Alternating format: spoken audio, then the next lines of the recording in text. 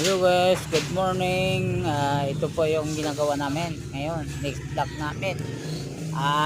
Nagkikisame kami. Ito, ayan, tingnan mo.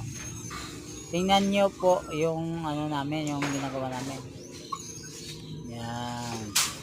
Tapos yung mga pati yung wiring sa amin na po ginagawa. Kasi yan. Na double wall na namin yan pala. Double wall na yan.